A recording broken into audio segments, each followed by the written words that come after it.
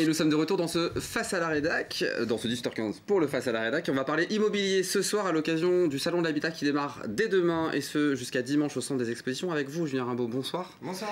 Vous êtes le directeur de Le Mans Événements et puis on va en profiter, Michael, pour faire un focus sur le crédit immobilier avec vous, Christophe Robidas. Bonsoir. Bonsoir. Vous êtes dirigeant de Sémon Prêt et courtier en financement immobilier. Commençons par parler du Salon de l'Habitat. Ça commence donc demain et ce jusqu'à dimanche.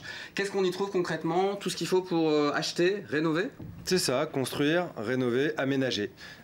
Donc l'immobilier, toutes les questions de l'habitat, chauffage, fenêtres, traitement de l'eau, construction bien sûr, des agences immobilières, des opérateurs de financement, mais aussi de l'aménagement extérieur pour le jardin. On va retrouver voilà, toute de la décoration du meuble. J'en oublie inévitablement. Ce qu'il faut retenir clairement, c'est que toutes les réponses à n'importe quel projet de construction ou d'aménagement de rénovation, ça se passe dès demain au Centre Expo. Il y a 4 espaces en fait, hein, c'est ça? Voilà, c'est ça. Donc on a toutes les questions de l'habitat, donc là c'est vraiment le gros tronc commun. Il y a l'immobilier, il y a l'aménagement extérieur, et puis on a pour la deuxième année aussi les véhicules de loisirs qui sont venus greffer à notre salon. Donc voilà, c'est une prolongation de l'habitat et c'est un rendez-vous qui est attendu de nos visiteurs. 21e édition, c'est quoi la tendance par rapport aux premières éditions? Est-ce que les choses ont évolué en nombre d'exposants, en attente des visiteurs? Alors oui, en nombre d'exposants très très clairement, il y a encore même pas, sans parler de 21 ans, mais il y a déjà même une dizaine d'années, on était à peu près à 2 fois moins d'exposants pour ce salon. Là ils sont 220, c'est voilà, ça 220 cette fois-ci. Donc là vraiment on a une offre qui est très conséquente. C'est vraiment une solution pour consommer malin, ce type d'événement. Vous allez retrouver des opérateurs dans des espaces-temps et géographiques restreints, en nombre, sur des secteurs d'activité. Vous allez pouvoir comparer, aller à leur rencontre. Je le dis tout le temps de façon un peu triviale, mais voir ce que les artisans, les prestataires ont dans le ventre pour investir bien, pour investir malin. Donc ça, c'est vraiment un objectif fort. Il y a un secteur qu'on voit plus aujourd'hui, qui est plus représenté que d'autres. Est-ce qu'il y a des tendances dans des attentes? Oui, bien sûr. Aujourd'hui, les attentes de nos visiteurs portent sur la décoration, sur dressing, et puis salle de bain qui pointe le bout de son nez de plus en plus, qui étaient un peu des pièces délaissées auparavant, entre guillemets. Aujourd'hui, je crois que l'investissement se porte aussi pas mal sur ces pièces-là, mais vraiment, toute la décoration connaît vraiment une émergence très importante. On ne peut pas dire que c'est une nouveauté, hein. Ça fait quand même quelques années qu'on est ça se traduit toujours, voilà, ça se compte. L'immense majorité de vos visiteurs sont des visiteurs locaux, 97%. Oui, bien sûr. Vous avez cette ambition de garder ce visitorat, comme on dit, local, ou l'ambition d'élargir un petit peu? On ne refuse personne, mais pour tout vous dire, on ne communique pas à l'extérieur. On ne communique pas à l'extérieur de notre département. C'est vraiment une manifestation qui a un objectif local, où on retrouve la plupart des opérateurs qui sont manceaux et sartois. Et ça, pour nous, c'est un objectif fort. Ça fait partie de l'ADN de notre structure que d'accompagner le développement économique des entreprises de notre territoire. Et là, on est clairement dans notre mission en organisant ce salon. Le type de personnes présentes entre 30 et 55 ans, classe moyenne ACSP+, c'est un rendez-vous qui est incontournable pour les entreprises aujourd'hui? Je le crois, Christophe, vous le direz mieux que moi, mais je le crois, oui. C'est aussi l'occasion pour beaucoup d'entreprises de ce secteur d'activité qui n'ont pas de showroom, qui n'ont pas de vitrine, de venir remplir le carnet de commandes pour les semaines et les mois à venir. Et on a effectivement une organisation assez pertinente. Entre le Salon de l'Habitat au mois de mars et la Foire du Mans au mois de septembre, je crois qu'on a 2 rendez-vous qui permettent de remplir les carnets de commandes de nos clients. C'est tout l'objectif, bénéficier d'un accélérateur d'activité. Justement, Christophe Robidas, vous pourriez vous passer, vous, de ce type de rendez-vous? Aujourd'hui, non. C'est une vitrine aussi pour notre activité. Et puis, on a un souhait vraiment d'être aux côtés de nos apporteurs d'affaires, avec qui on travaille tout au long de l'année, que ce soit des constructeurs, des agences immobilières, des notaires, et des personnes qui sont dans les travaux, dans l'agencement de l'habitat. Aujourd'hui, c'est incontournable, on doit être présent sur ce salon. Parlons peut-être du crédit immobilier. Vous êtes courtier, donc c'est un métier maintenant qui est connu, hein, mais voilà, qui a explosé à un moment où les banques avaient peut-être un peu de mal à accorder des crédits. Enfin voilà, les gens avaient besoin d'un intermédiaire. Aujourd'hui, les taux sont globalement bas. Est-ce que vous êtes aussi utile que vous l'étiez avant? Oui, oui, tout à fait. Aujourd'hui, on apporte un service complet à nos clients acquéreurs, c'est-à-dire qu'on doit les conseiller objectivement dans leur intérêt. D'accord? Donc que ce soit sur le montage financier, donc on va négocier les conditions de prêt, les taux, les assurances, les garanties, les frais de dossier, les exonérations de pénalités de remboursement anticipé. Il y a plein de petites choses dans un prêt immobilier qui sont très importantes et on leur apporte ce service.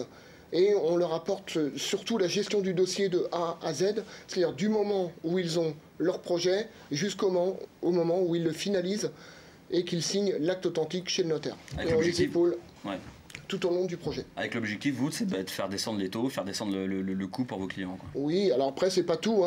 Les clients, ce qu'ils nous demandent aujourd'hui, effectivement, c'est de négocier au mieux leur financement, mais c'est pas tout. Aujourd'hui, les clients, on doit les assister pendant tout le projet, et c'est ce qu'ils apprécient en venant nous voir, c'est qu'on va être là du début jusqu'à la fin. Donc votre interlocuteur, c'est les clients, c'est aussi les banques, donc vous êtes un observateur du crédit. Comment il est le crédit? Comment il est l'accès au crédit pour sur les primo ou accédants, par exemple, aujourd'hui? Est-ce qu'il est favorable? Aujourd'hui, pour les primo-accédants, c'est encore le moment d'acquérir son bien, que ce soit dans l'ancien ou la construction, ou l'ancien avec travaux. Aujourd'hui, les taux sont historiquement bas. Ça fait 4 ans que ça dure. Donc les feux sont ouverts. Les feux sont ouverts pour l'acquisition primo-accédant ou secondo. Est-ce qu'il y a des exigences aujourd'hui des banques qu'il n'y avait pas avant? Est-ce que l'apport est toujours important ou on peut faire malgré tout un prêt sans apport avec une ouverture Non, aujourd'hui on peut toujours faire un prêt sans apport. Les banques nous demandent aujourd'hui quand même d'avoir préparé son projet au mieux et d'avoir une épargne de précaution pour faire face aux coups durs. Mais aujourd'hui, on peut financer sans problème, sans apport. C'est quoi le profil idéal aujourd'hui pour acquérir un bien? Il n'y a pas de profil idéal. Je dirais que tout le monde peut acquérir un bien aujourd'hui. Nous, nos clients ont de 20 à 60 ans. La durée de prêt n'est pas très importante. Aujourd'hui, on finance encore des projets sur 25 ans, voire 30 ans quand il le faut. Il n'y a pas de clients particuliers. Vous intervenez aussi pour les renégociations de prêts, des prêts qui ont été contractés il y a 10, 15 ans, des prêts sur 20, 25 ans, avec des prêts qui à l'époque n'avaient pas les taux qu'il y a aujourd'hui. C'est quoi pareil, le meilleur argument? Comment on arrive à convaincre une banque de baisser son taux alors qu'il n'y a absolument aucun intérêt? Aujourd'hui, nous on joue le jeu, c'est-à-dire que quand on a un client qui veut renégocier son prêt, il faut faire la distinction entre la renégociation et le rachat de prêt. La renégociation, on le fait dans la banque du client. On demande à la banque du client de faire un geste pour garder son client dans son portefeuille. Le rachat de prêt, c'est on prend un client et on l'emmène dans une autre banque. C'est pas notre philosophie. Aujourd'hui, notre philosophie, c'est vraiment de négocier au mieux avec la banque du client. Et les banques entendent ça? Parce que on se dit que l'intérêt de la banque, c'est de ne pas accepter cette renégociation, c'est de continuer avec un prêt, avec des taux élevés comme ils étaient contractés il y a quelques années. Aujourd'hui, les banques renégocient très bien leurs prêts, il n'y a pas de souci. Les banquiers aujourd'hui, les organismes bancaires savent très bien qu'à côté, il y a des conditions qui sont très avantageuses. Donc pour garder la relation avec leurs clients, ils font le geste. Donc dans le rapport de force, c'est plutôt le client là, pour le coup qui est avantagé dans cette période-là. Est-ce qu'on est dans une période favorable, je reviens à ma question initiale, à votre profession, à vous, ou alors est-ce que malgré tout, quand les taux sont plus hauts, que les banques sont un peu plus compliquées, là vous avez toute votre pertinence, j'allais dire. Tout à fait. Alors aujourd'hui, il faut savoir que à fin 2017, suivant les informations que l'on a aujourd'hui, on a une part de marché, nous les courtiers, sur le territoire national de 30%. Tous les feux sont au vert, on devrait avoir une part de marché de 50% dans les années à venir, comme dans les pays anglo-saxons. Globalement, l'habitat, la construction, les travaux de la maison se portent bien aujourd'hui. Julien Rimbaud, quand vous voyez tous ces professionnels qui viennent à votre salon, qui vont arriver là, qui ont installé leur stand aujourd'hui, qui ouvrent dès demain, est-ce qu'ils vous disent, voilà, là on est d'une bonne période, pour nous c'est reparti? Oui, on a des échos favorables. C'est vrai que les échanges qu'on peut avoir avec nos exposants nous laissent à penser qu'il y a effectivement une sensation de reprise. On l'a remarqué déjà à l'occasion de la Foire du Mans en septembre 2017. On a vu des exposants arriver qui étaient plus sereins. Voilà, et je l'ai vraiment traduit comme un bon signe. Et je crois qu'aujourd'hui, il y a vraiment une transformation. J'ai échangé avec un opérateur de fenêtres là, tout à fait dernièrement, qui a un carnet de commandes rempli pour 6 mois. ça faisait un petit moment que ça lui était pas arrivé. Donc est-ce que c'est général?